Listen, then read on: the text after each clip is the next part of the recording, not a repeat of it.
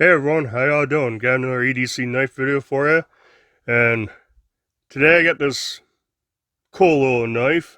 It's a Spyderco Urban. A friend of mine loaned it to me to check it out, and as you might have noticed, it is a slip joint. Does not lock, and it's small. It's got under a 3-inch blade. It's slip joints, non-locking, so this thing's going to be legal in a lot of places. They have crazy knife laws. So I think it's UK legal. Don't quote me on that because I don't really know the laws. But being under 3 inches non-locking, I think it would be. And yeah, it's pretty cool. Pretty cool little knife. And I'm kind of into slip joints right now. I don't know why, but starting to like the slip joints. So as usual, we'll do some size comparisons. I got several knives out here. Go over the specs real quick and talk about it. Yeah, so I brought out some of my Spydercos, which kind of ridiculous to compare this little knife to, but got the Paramilitary 2, which is way bigger. Got the Manix 2 lightweight, and that really just kind of dwarfs it. And got the Para 3 lightweight, and it's quite a bit smaller than the Para 3 lightweight, so get these out of the way. I brought out several little smaller knives. To start off, let's try the CRKT Pete, which is a great fifth pocket carry. So this actually works good in the fifth pocket. I've had it in mine. A little bit tall. The clip doesn't go all the way down, but it carries good that way. Let's try the Kershaw Mini Natrix, copper one. Natrix is a little bit longer. The Pete's pretty close. You compare these two, yeah, they're pretty close overall length. Natrix is a little bit longer. Let's try the Mini Bug Out. Yeah, even the Mini Bug Out's a little bigger. And let's do the Wee Banter. Yeah, Wee Banter is a little bit longer, a little bigger than the Urban. And finally, my newest little knife, the CJRB Milea front flipper. And the Milea's fair amount smaller than the Urban. So, definitely not a big knife. Overall length is only 6.06 inches. The blade length is only 2.56. You got a 2.25 inch cutting edge. Handle is 3.45 inches. So, it's pretty small. Before I always forget to weigh things. Tell you the weight. It weighs 1.94 ounces, so it's under 2 ounces. Thing feels light. Definitely small. But you got, back to the blade, you got, get it to focus. N690 steel, Bowler N690, which I like. I have no issues with that. This one's made in Italy. Sal Glasser design. The standard, Spyderco drop point, leaf shape, full flat grind. This thing's a little slicer.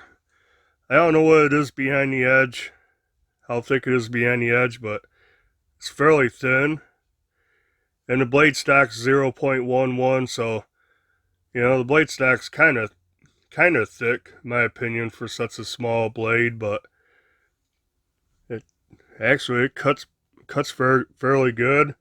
I haven't done a lot of cutting, or anything heavy. It's not mine, so I just cut a little piece of cardboard and piece of paper, and yeah, it seems like it's a heck of a slicer.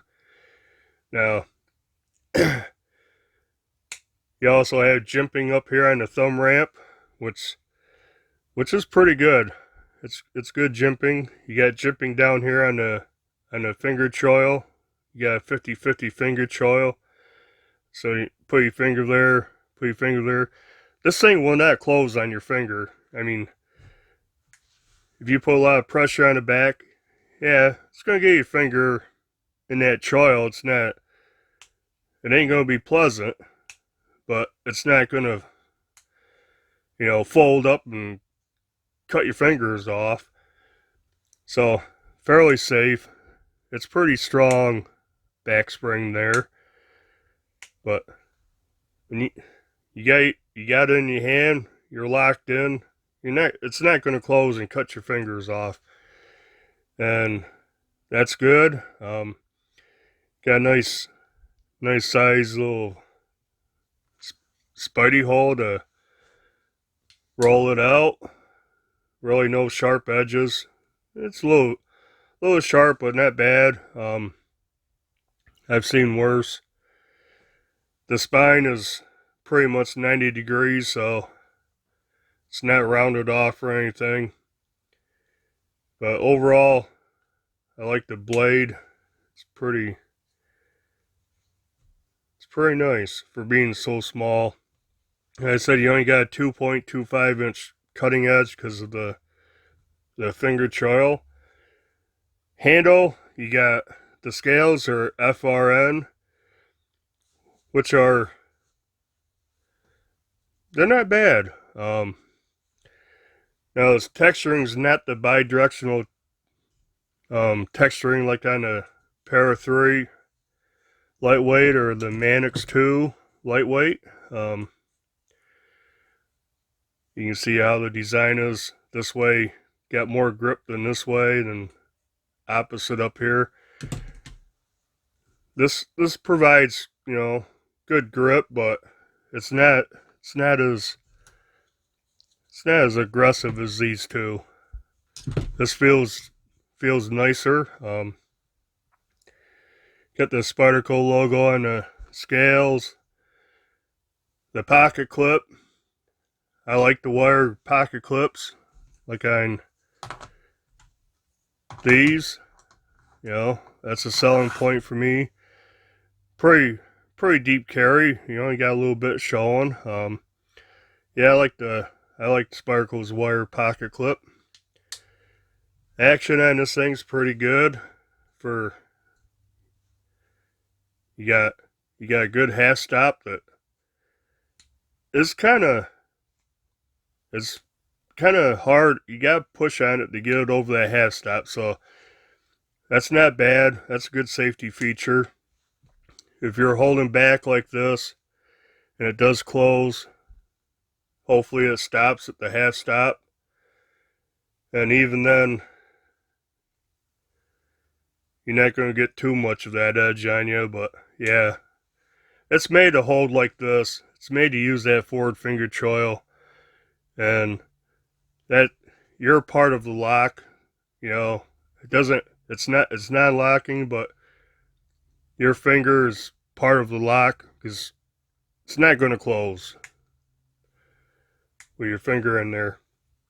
You can see the back spring. It's pretty cool. One thing, I don't know if you can tell, the back spring most all the way up and around is a little bit proud of the liners. I don't mind that. I kind of like the looks of that. It's the back spring's not flush or inset, but I think that adds to the overall looks of it. I like that. Now, for being a slip joint, you do have an adjustable pivot. You can disassemble it to clean it, maintain it. So that's nice. Blade centering on this thing is, man, just so close to being dead center. It's not funny. It might be favoring the, oh, it's hard to tell. It might be favoring the clip side just a little bit. But yeah, I like the overall looks. You get the screw heads on the clip side. Show side, you have the caps or whatever you want to call them. The screw into. And like I said, the wire clip is nice. It is right hand, left hand tip up carry.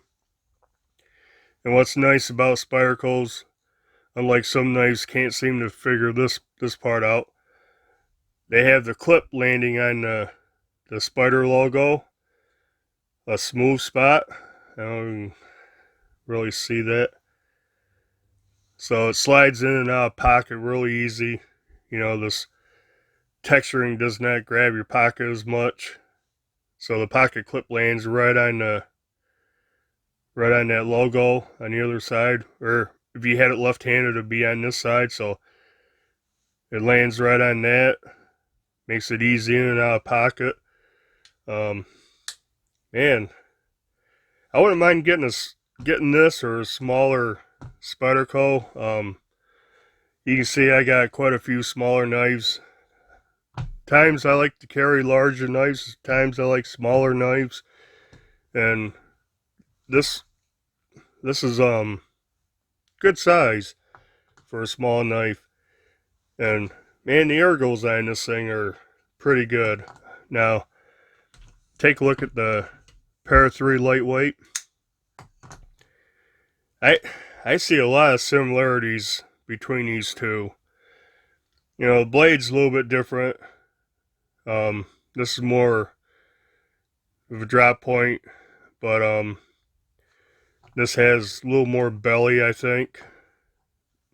But you know, the blade shape's pretty similar. Of course, all Spydercos are similar, but they just are very similar. The handle shape is very similar.